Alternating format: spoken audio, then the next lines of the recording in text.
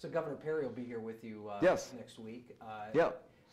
Are you anywhere in the mind frame of maybe getting behind somebody in this Republican primary yet? Or I know you're friends with Governor Perry. I am. Even long before he thought about running for president. Yes.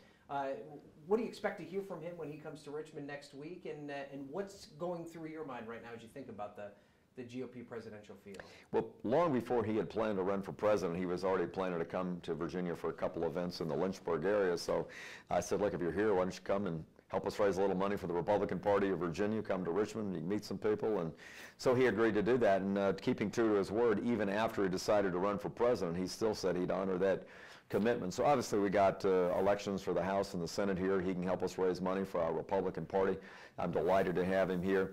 He and I are very good friends, but we're very competitive. Texas and Virginia have been ranked 1 and 2 in a lot of these national polls for job creation, for economic development, for the most business-friendly state. And we enjoy this friendly competition. He was the chairman of the Republican Governors Association. I was the vice chairman. I'm the chairman now with him stepping down.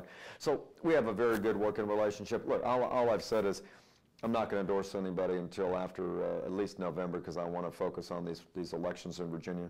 But secondly, I think, and I'm a little biased, that the skill set that a governor has to balance a budget, because you have to get things done on time, to not make excuses, to provide practical solutions, to be directly responsible for your job creation numbers.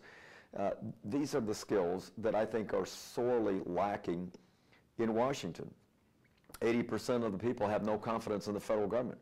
That's embarrassing, and it's heartbreaking that we have that level, and I think it's because we don't have enough management experience in and around the White House, and we're not focusing on just solving problems. There's too much of a toxic environment, too much inability from the White House to get Republicans and Democrats working together, and governors have to do that, and that's why I think one of the governors in the race would probably be our best candidate. Do you think the field's set? Do you think anybody else is going to get in from I don't think anybody else is getting in. I think it's almost too late. I mean, it's September, it's after Labor Day.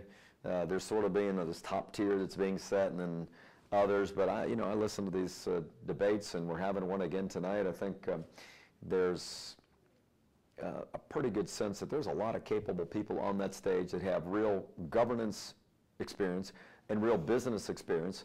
All of them could do a better job getting solutions in the current administration. So I'm excited about whoever is going to be our nominee. I just am a little partial to governors because they got the executive decision, and they can't make excuses. You got to get stuff done on time, got to balance budgets, and there's so much finger pointing in Washington. I want to see people that will get results. And have any of them had any serious conversations with you about being their running Sure. mate? Oh, no, not about that. You almost got me. No, I've had a lot of conversations with some of them just about running and what they're running on, and I'm glad to talk to them.